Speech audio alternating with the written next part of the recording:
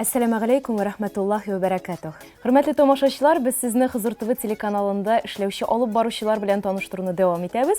Bugun studiyamizda xunukta Halal Info topshiruvining olib boruvchisi Ruslan G'ilmetdinov. Assalomu alaykum. Va alaykum assalom. Yuz rahmat kelganingiz uchun. Ayda tip so'rovdan boshlaylik. Nindi topshiruv Halal Info silali? Halal Info topshiruvi mening fikrimcha bu big jiddiy proyekt. Chunki haligi proyektga o'zim kelib laguga, men o'zimda negizdan qiziqsina boshladim shu topshiruvda bo'lgan savollar bilan, shu topshiruv qissalarida topgan javoblar bilan. Haligi topshiruv qissalarida biz halal produktlar bilan tanishamiz.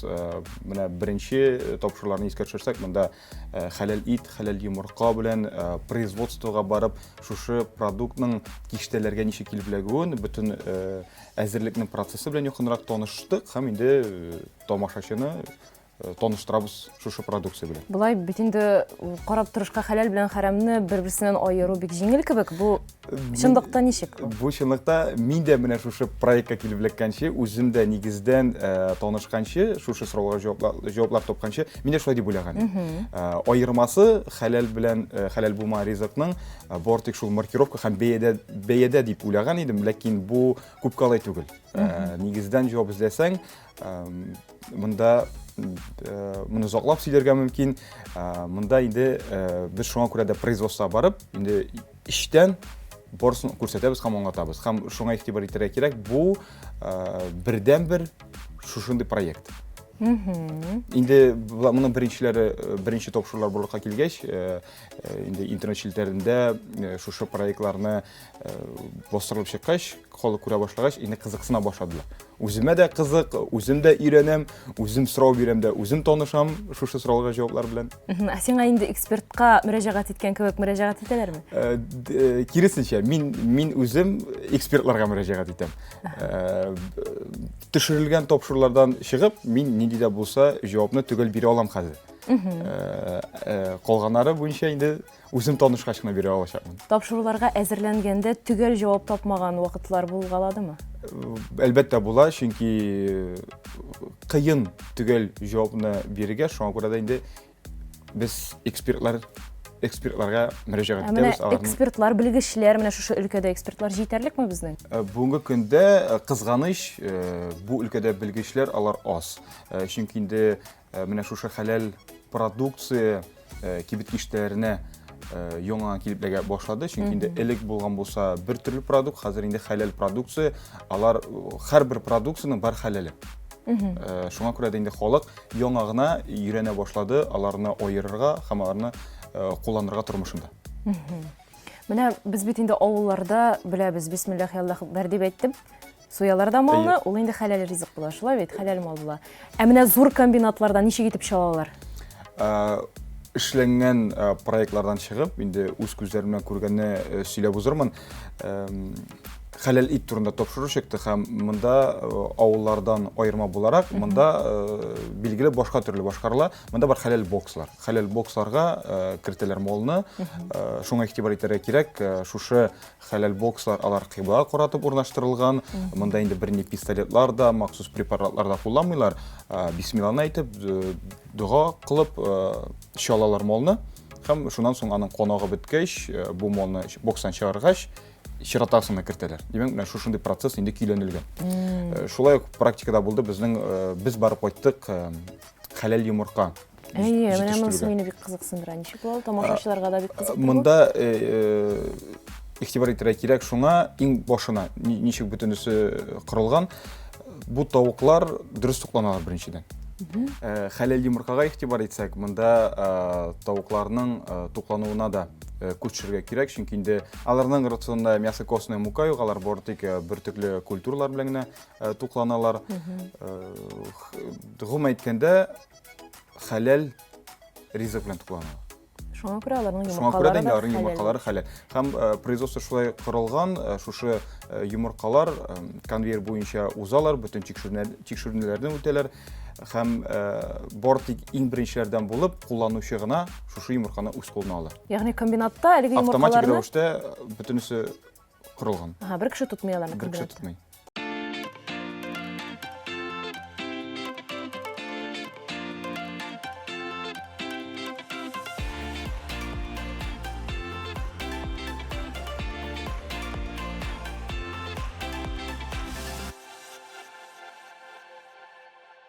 Жауаплы булу.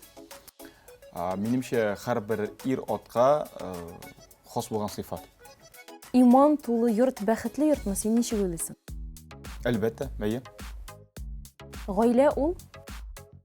Без.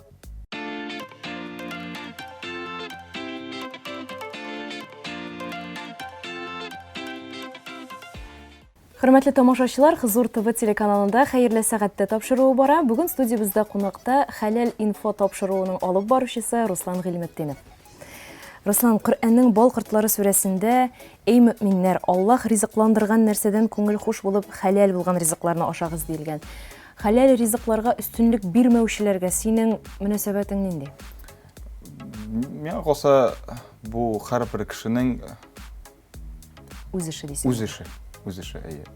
Әгәр дә ул баш тарта икән, җавапны да үзе тотачак. Шуңа күрә монда моңа ничек тә булса, менә шушы хәләл ризык белән туклануга, шушы гомумән дини тормышка караш, шушы ислам дин тормышына кертү бу һәрбер кешегә үз вакытында киләдер. Ничектер? Бәлки тормышына нидер үзгәрешләр булу, этерәдер, менә шулай хәләл ризыклар белән туклану, гомумән тормышын хәләл рәвештә алып бару.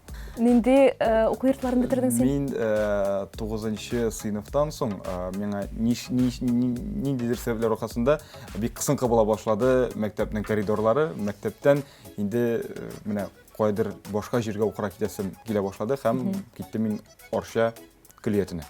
Орша педагогик көллиятенә укытучы, Башлангыч класслар. башлангыч класс һәм информатика югары классларда. Бардым, укыдым, миңа калса менә минем шәхес булып, кеше булып формалашуыма нәкъ Орша педагогик көллияте нигез салгандыр дип саныйм. Чөнки бик күп алар белемгә генә түгел, тормышка өйрәтә торган көллият булып чыкты. Югары белемең бармы синең? Югары белем бар, экономист.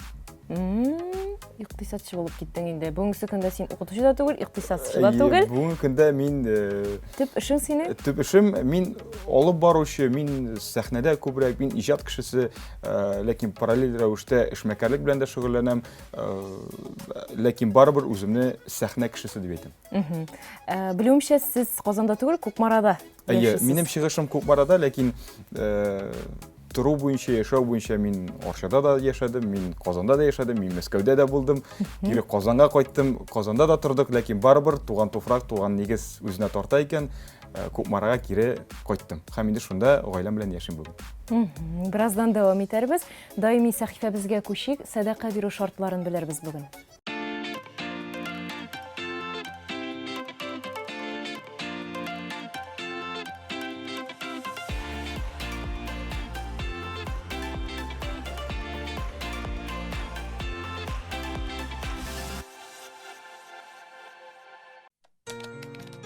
Садака, хәйр, Аллаһ Тәгалә ризалыгы хакына кемгәдер нәрсәдер бирүне аңлата.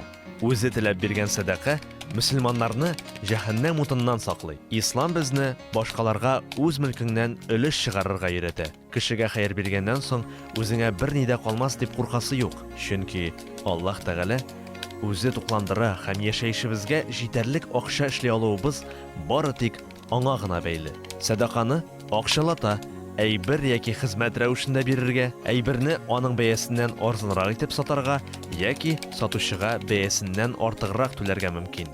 Кайбер гамәлләр садака белән тиңләштерелә. Мәсәлән, үз гаиләңә милегеңне тоту, кешеләргә яки транспортка комачаулап, юлда яткан әйберне читкә алып кую һәм башкалар. Садаканы хәләл юл белән эшләп алган малдан бирергә кирәк.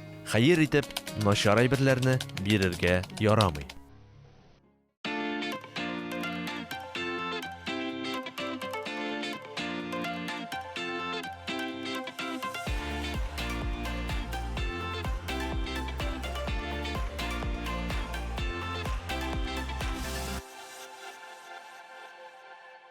Хөрмәтле тамашачылар, без дәвам итәбез. Хәерле сәгатьтә тапшыруында кунакта бүген алып баручы Руслан Гыйльметдинов.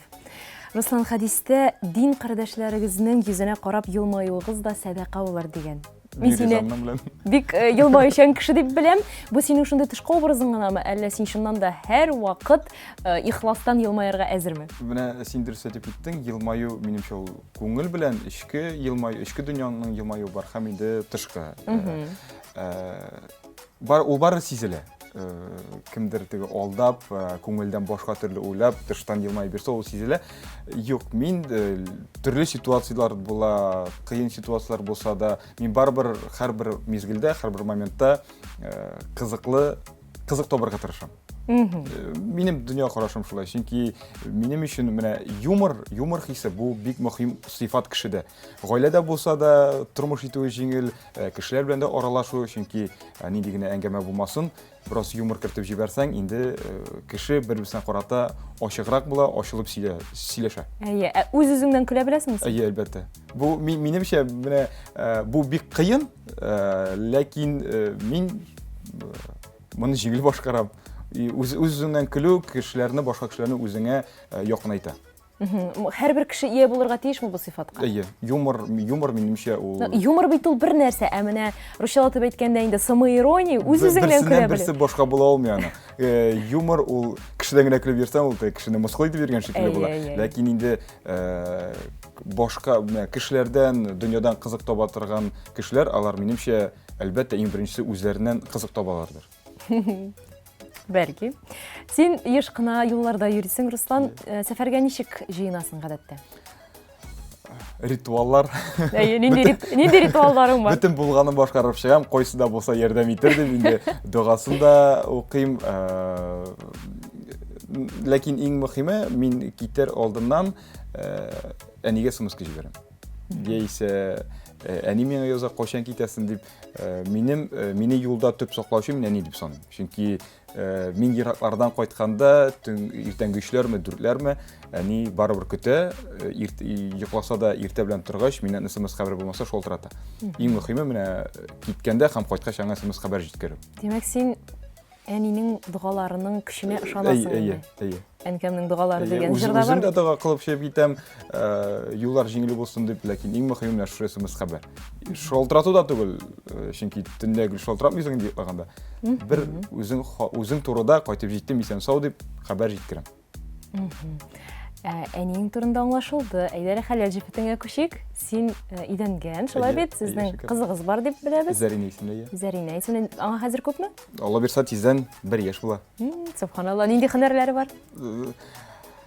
Көн сайын яңа һөнәр, чөнки инде менә мин кызыма карап игътибар итәм, балалардан күбрәк үрнәк алырга кирәктер безгә, чөнки һәрбер иртәне уянып, елмаеп башлый. Мин шуңа сокланам.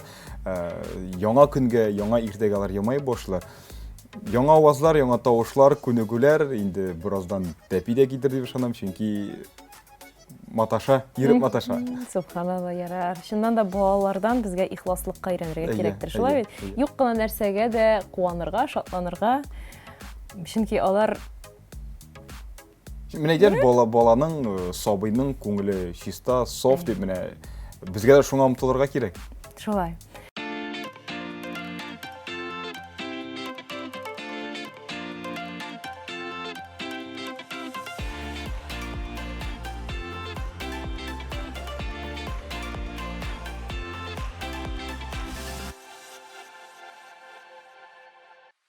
Син нинди әти? Таләпчән, вакыты белән усал да була беләм. Хәрәм ул Ислам дине кушкан кагыйдәләрдән баш тарту, менә шушы дөрес юлдан тайып булу. Руслан Гыйлметдинов нинди укучы иде? Моны җәелеп сөйләргә мөмкин. Шук, тәртипсез.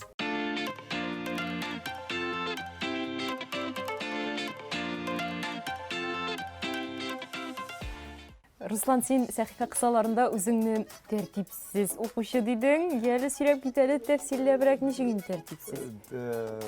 Дөресрәк әйтсәк, тәртипсез шук. Мин менә минем эчке дөнья, минем образ, минем яшәү образы нигезе менә шушы беренче сыйныфларда инде чагылган. Мин үземне нинди дә булса рамкаларда тотарга тырышмыйм. Үземне нидер кагыйдәләр эченә кертергә тырышмыйм. менә беренче сыйныфларда булган хәлләрне миңа әле дә көлеп сөйлиләр. Бердән-бер укучы булганмын сыйныфта, кем дәрес барышыннан аргач, дәрес барганда үз урыннан торып, класс буенча бер әйләнеп, килеп, кирдән утырып, үз эшемә тотына торган булганмын. Сездә шулай да ярый идемени? Менә миңа каршы җитмәгәннәр, башта сәер сынып караганнар, андары ияләнгәннәр, андары инде аптырап тормаганнар. Гадәти күренеш булган. Руслан дәрес барышында аргач, бер круг әйләнеп. Син 9нчы сыйныфка кадәр шулай аргач йөри торган Бу башлангыч сыйныфлар, беренче, икенче, өченче сыйныфларда шулай булган. Бу бүгенге көндә дә шулай. Мин конкрет ничек дип әйтергә, бер эш белән генә шөгыльләнергә яратмыйм. Берничә өлкәне кылычларга тырышасың. Әгәр дә син укыта торган укытучы булсаң һәм синең классыңдагы берәр бала шулай дип йөри башласа, син нәрсә диярсең? Үземне искә төшереп елмаерым. Утыралы урыныңа димәс идең инде. Бәлки, миңа да әйткәннәр бит инде беренчедә. Мин дә әйтеп карарым, булып чыкмаса инде түзәр идем, андары күз йомып игътибар да итмәс идем. Без Зәринә турында сөйләштек, Хәләлҗевтең турында сөйләшми калдык. Әйдә аның турында да сөйләбез. Аның исеме Зөһрә. Без икебез дә күп марадан була карамастан тормышлай насыйп иткән, без икебез дә таныштык Казанда.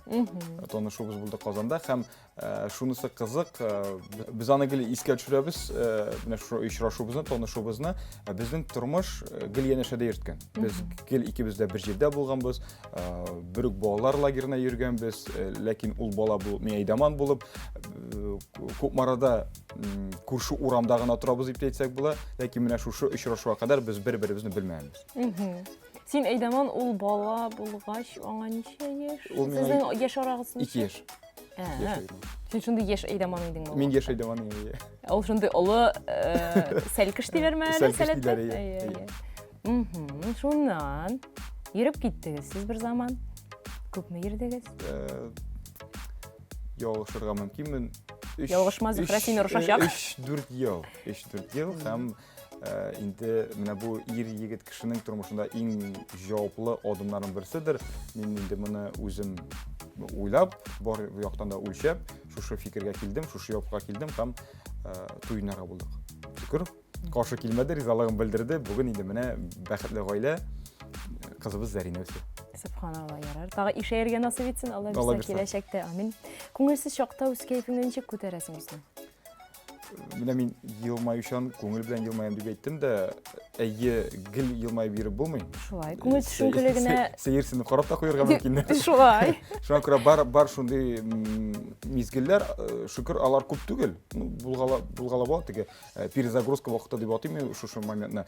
Мин түгел нинди дә булса шаблоннар буенча эшләмим. Менә күңел нәрсә тели.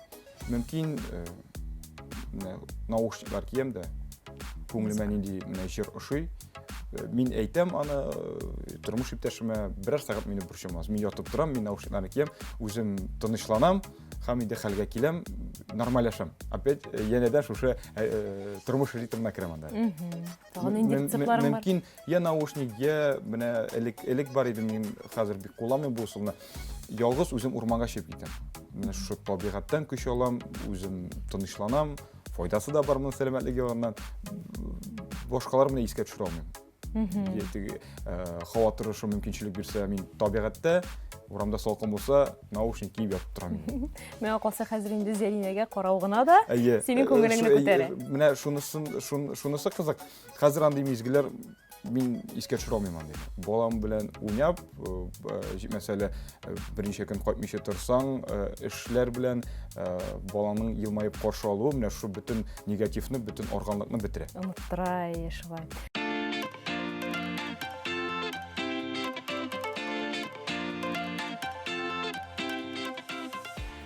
Катлаулы хәлдә җавап таба алмаганда син нишлисең?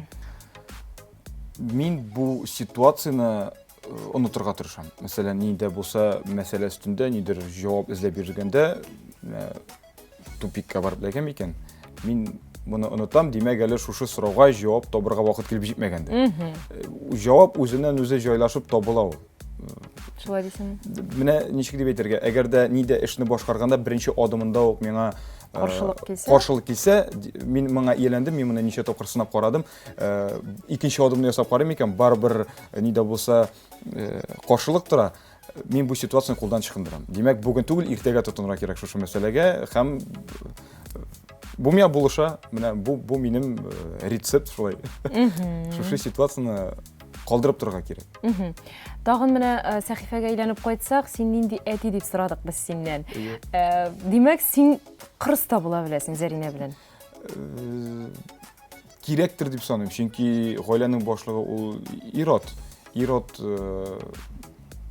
таләпчән булырга тиеш. Ул үзенең сүзен әйтергә тиеш һәм минемчә гаиләдә нинди генә мәсьәлә хәл ителсә дә соңгы сүзне әти кеше әйтергә тиеш.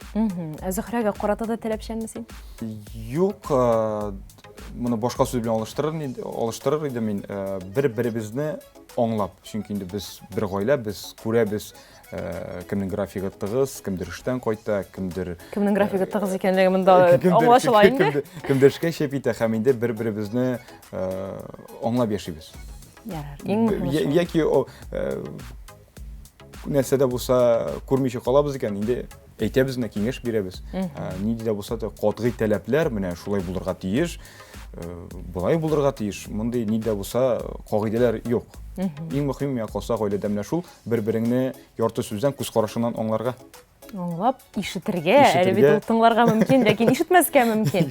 Ә Зөһрә һөнәр буенча кем ул? Ул һөнәре буенча аның профессиясе төзелеш белән бәйле. Без икебез дә ике төрле профессиядә. Мин күбрәк сәхнә, ләкин инде Зөһрәдә менә шушы иҗатка тартылыш барыбер сизелә. Бар ул анда. Булмаса ул сине аңлап яши алмас иде, чөнки син гел китәсең, теге шәһәрдә, бу шәһәрдә эшлисең. Ул чынлап та ул тормыш иптәшләре өчен иң авырыдыр, менә ир кешегә күбрәк авырдыр, менә шушында менә сәхнә кешесенә авырдыр шушындый сине аңлап яши торган тормыш иптәшеңне табу. Чөнки бик җиңел түгел, әлбәттә, атнасында берничә көн кайда булса чыгып китү, ул гастрольләр, ул кадәр чыгышлар. Монда иң мөһим сыйфат ул аңлау. Һәм сабырлык. Һәм сабырлык. Зөһрә димәк бик сабыр инде. Хәзер ничә ел без бергә торабыз, ияләндек. Ярый, иң мөһиме син менә шулай үзеңне аңлап яшәүче кешене таба алгансың. Хәзер инде бер-берегезгә булган мәхәббәтне саклап яшәргә генә кала, Алла бирсә, куанышып. Бәхет өчен нәрсә кирәк, Руслан? Бәхет өчен минемчә көрәшергә кирәк, һәм инде менә шушы көрәшү сүзендә дөрес аңларга кирәк. Иродка, менә бу минем фикерем, хәләл җефете ризалык бирсен өчен избаратларга кирәктер үзенең җитди ирод икәнен. Ышанычлы терәк булуын. Чөнки бу бер тапкыр бу гомерлеккә җавап бирелә һәм инде гаилә корыла. Менә иң мөһиме менә шушы ышанычны барлыкка китерү һәм акларга. Бу ышанычны. Ышанычны акларга. Шулай. Кирдән синең эшеңә әйләнеп кайтсак, син бит инде бик күп мәҗлесләр алып барасың, рәсми чаралар алып барасың. Шулай бит ничек кирип киттең син бу эшеңә? Һөнәрең буенча укытучы, икътисадчы һәм алып баручы. Мин дөресен әйтергә кирәк, үземне алып баручы булырмын дип уйламаган идем. Менә читтән караш, читтән яхшырак күренә диләр бит. Миңа күпме тапкыр тәкъдим итеп карадылар, мин баш тарттым, минеке түгел бу дип. Бәлки күңелем белән эшлисе килгән булса да, мин бераз куркып торганмындыр дип уйлыйм инде. Һәм миңа әйтмичә, минем исемнән мине тәкъдим итеп егетләр, якын дуслар алганнар бер чара. Һәм мин мәҗбүри рәвештә 2 айда әзерләнеп шушы чарага барырга тиеш булдым. Бу нинди чара иде бу? Рәсми чарамы, сәхнәдән алып бара торган, әллә инде банкет сыман? Бу туй иде. Туй иде. Булар очрашуга барып, мине мактаганнар, аның графигы тыгыз, ул очрашуга килә алмыйшмы күрә, без җаваплы кешеләр аның исеменнән килдек дип. Һәм 2 ай эчендә миңа алып килдер сценарий, менә Иран. Эшлисең туры килә диләр, менә шуннан мин кирип киттем, миңа ошады, һәм 7 ел узып китте, менә үзем шушы өлкәдә эшлим, сәхнәдә, ләкин инде миннән сорагач ничә ел дип, мин 7 ел дип әйтергә тырышмыйм, чөнки, мәсәлән, 4 ел эшләгәннән соң мин әйтәйдем 2 генә ел дип. Менә ахыргы 2 елымны дөрес алып бара башладым дип саныйм. Менә 7 ел булды, мин әйтергә мөмкин, менә ахыргы 3 елда гына мин әле яхшы сөйли башладым дип. Беренче мәҗлестән алып бүгенге көнгә кадәр 7 елдан артык, ләкин ел сайын үзгәреп торам, үземнең элекке эшләремә әйләнеп кайтсам, нәрсәдер ошамый, нәрсәдер үземдә кимчелекләр күрәм. Камилләшергә тырышасың. Камилләшергә тырышам. Яхшы, димәк син бүгенге көндә теге дусларыңа рәхмәтле инде. Әйе. Бүген, теге вакытта син аларга нәрсә дидең? Мин ничектер җиңел кабул итеп алдым, чөнки инде бу каты бәрелмәделәр. Алар миңа әйтеп килделәр, мин генә каршы килдем. Бәлки ничек дип әйтергә, шулай кирәк булгандыр. Үзем адым ясый алмадым, алар миңа ярдәм иттеләр шул адымны ясарга. Молодцы, дусларың. Әфәрин аларга. Син димәк бер көндә укытып карамадың балаларны? Укыттым. Безнең еш Орша көлиятының уңайлыгы шунда, рәхәте шунда, анда гел практика. Атна сайын практика, гел балалар белән туган ягым Кукмарга кайтып та мин ай ярым укыттым. Бөтенесен өйрәндем, эшләдем. Укытуның миңа калса бер авырлыгы да юк, ләкин мин нишләптер ахыргы мизгелдә баш тартырга булдым. Шулай туган рәвештә эшләп караганнан соң укытуның бер проблемасы юк. Белгәнеңне балаларга сөйләү, аңлату, үзеңне балалар каршында торту, аларның сорауларына җавап бирү авырлыгы юк. Бик күп кагаз эше иде. Мин моны яшербәй, мин бик күп кагаз эше иде һәм практикадан чыгып, мин үземә шуны нәтиҗә ясадым. Егет кеше буларак, мин менә шушы кагаз эшендә күмелеп каласым килмәде. Яшь килеш миңа башка төрле юнәлеш кирәктер дип уйладым. Мин аны үзем дә практика вакытында күлеп искә алам. Мин бит инде шушы мәктәпнең стеналары миңа кысынкы дип 9нчы сыйныфта чыгып китеп, янәдән шунда кайтып кирдем бит инде мин. Бары шушы кысынкы стеналар. Шуңа күрә мин баш тартырга булдым әлеге профессиядан. Ләкин сиңа бу һөнәрең тормышыңда бик ярдәм итә. Бу миңа көлият, бу профессия түгел, бу тормыш мәктәбе булды. Бүгенге көндә дә без укытучылар белән элемтәдә, яхшы элемтәдә кунакларга йөрешәбез.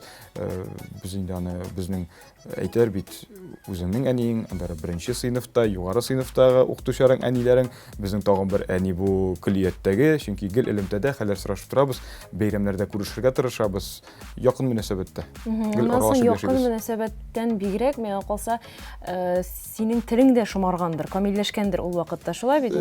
Китаплар, күпме китап укырга кирәк. Практика күбәя, чөнки без инде үзебезне сынап карадык менә шу балалар каршында. Балалар ул өлкәннәр түгел, алар көтмәгәндә, көтелмәгән сораулар бирергә мөмкиннәр, көтелмәгән ситуациялар барлыкка китәргә мөмкиннәр һәм инде шунда чынлыктыкта инде без. Әйе. Берәр шундый кызык ситуация исеңә төшмиме? Балалар сине кызык хәлдә калдырганнары булдымы? Алар күп иде инде. Хәзер искә төшерү менә кыйынрак. Ярар, берәр мәҗлес вакытында берәр кыйын хәлдә калганың булдымы? Менә мәҗлесләрдә иң кыйын шундый ситуациялар, иң кыйыны бу башлаганда иде. Бу исемнәрне бутау. Бу миндә генә түгел, бу һәрбер мәҗлесләргә үзен шушы өлкәдә сыный башлаган һәрбер алып баручыны әйтә. Бу чөнки кичә генә син бер мәҗлестә эшләдең, яңа мәҗлескә киләсең, башта әле һаман теге мәҗлеснең исемнәре, шуңа күрә иң авыры шул иде, исемнәрне бутап һәм кызык иттереп шушы ситуациядан чыгып китү. Бүген инде алай түгел, бүген шушы мәҗлесләргә әзерләнүгә мин башка төрле карыйм. Бүген инде яшьләрнең генә түгел, алдан ук барлык кунакларны заочно булса да мин өйрәнеп киләм. Мин инде өстән булса да, алар мине белмәсләр дә, мин кемнең кем икәнен белергә тырышам. Димәк, син хәзер инде бик җаваплы карыйсың. Мин хобби буларак кына түгел, җитди карыйм мәҗлескә. Минемчә эшләргә кирәк шулай иттереп, менә бүгенге көн белән түгел, ә менә шушы мәҗлестә сине күреп, тагын тәкъдим итсеннәр өчен, ошатсыннар өчен. Аннан соң бит инде 2 яшь йөрәк сиңа тормышындагы иң истәлекле, иң матур вакыйгаларын тапшырганнар, шулай бит ышанып. Шуңа күрә син инде һичкисез аларның ышанычларын акларга тиешсең. Ярар да ул безнең анда 700-дән 800-дән орта шушында үткәргән мәҗлесләр, бу кешенең тормышында бердән-бер без ничә тапкыр эшләсәк тә тырышырга кирәк. Һәрберсен менә үзең дә беренче тапкыр үткәргәнсең. Әйе. Руслан, син мәҗлесләрдә алып барасың, радиода да эшләгәнсең, бүгенге көндә менә телевидениедә да эшлисең.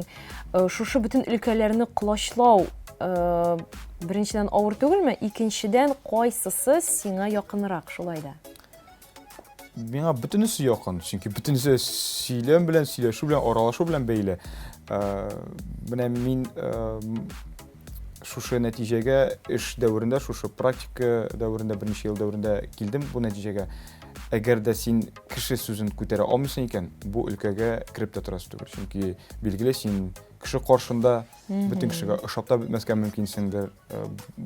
Дер генә түгел, шулай инде ул. Бөтен кеше яратып бетерми инде, теге ошатып бетермәскә мөмкин. Кемгәдер бер төрле сыйфатлар якынрак, кемгәдер башка төрле. Шуңа күрә иң мөһиме менә шушы өлкәгә керәм дигән кешеләргә кеше сүзен күтәрә белсәң, иң җиңеле бәлки әйтерләр кеше сүзен тыңлап та тормаска дип, ләкин бу дөрес түгел, тыңларга кирәк. Кеше кемдер ачудан ачу чыгып әйтергә мөмкин, кемдер кирәкле киңәш бирергә мөмкин. Шуңа күрә тыңларга кирәк. Ләкин менә шул вакытта фильтр аша үткәреп, кеше сүзен ничектер җиңел үзең аркылы үткәреп җибәргә кирәк. Димәк, син тәнкыйтьне кабул итә беләсең. Кабул итә беләм, дөрес тәнкыйтьне. Дөрес тәнкыйть аерга кирәк. Аера беләсең син. Аера беләм, ия. Яхшы. Шулай да авыр түгелме менә бу бөтен өлкәләрне кулачлау? Син гаиләңне дә күрмисең? Юк, нишләп күрәм инде мин. Бу тур менә бер тапкыр сәхнәгә чыгып, халык белән аралашып сөйләгәннән соң, шушы сәхнәне кире китәсе килми. Бер еләнгәч, чөнки менә нидер каникул аралары була инде безнең үзебезнең дә үзебез махсус каникуллар ясыйбыз. Бу җитми башлый. Үзеңне кая куярга белмәгән сыман, артык янып китмәс өчен барыбер җылы якларга барып кайтабыз, ял итәбез, бу кирәк. Моны шул перезагрузка вакыты дип атыйм. Телевидениедә ничек менә беренче тапшыруларны исеңә төшерсәң, беренче төшергән процессларны, каушау, курку, ул бит инде башка өлкә. Бу шулай ук минемчә банкетлар белән дә чагыштырсак, беренче адымнар ул куркыта. Әле ияләшә алмыйсың, чөнки монда банкет ул бер төрле, анда юмор белән дә кирип китеп була, анда берәр кеше белән әңгәмә кирип китеп була, а телевидениедә камералар, монда башка төрле, бу башка төрле дөнья, үзеңне тотуда икенче төрле булырга тиеш. Ләкин син бу өлкәне дә үз иттең. Үз иттем, ия. Мин әле сине хәләл мәҗлесләрендә алып барасың дип беләм. Шулай бит? Хәләл мәҗлесләргә килгәндә, менә шушы үземнең практик белән чагыштырсак, ахыргы елларда алар күбрәк. Бу матур күренеш, бу яхшы күренеш. Һәм инде бар шундый парлар, кемнәр очрашуга килгәч тә икеләнеп торалар. Руслан, ничегрәк микән, кирәк микән бу эшләргә? Менә күтәрә алырсың микән дип. Минем гел җавабым бер төрле була иде. Хәләл мәҗлесләр күпкә күңеллерәк үтә, сәбәбе аның бер, чөнки бөтен кеше бер фикердә, бөтен кеше юморны бер төсле аңлый, аяк фикер йөртәләр. Менә шунысы. Шуның белән хәләл мәҗлесләр өстенлек алалар башка төрле мәҗлесләрдән. Субханалла, ярый. Без сиңа һәрбер өлкәдә дә уңышлар телибез. Рәхмәт. Гаиләгездә дә бәхетле булыгыз. Тагын ишәергә язсын, Хозур ТВда шулай очрашырбыз тагын, Алла бирсә. Һәм хәләл инфо тапшыруына да уңышлар телибез. Рәхмәт. Хөрмәтле тамашачылар, бүген хәерле сәгатьтә тапшыруында кунакта хәләл инфо тапшыруы алып баручысы Руслан Гыйлметдинов булды. Аңа исәнлек, саулык теләп, сезгә күңел тынычлыклары теләп, сау булашабыз.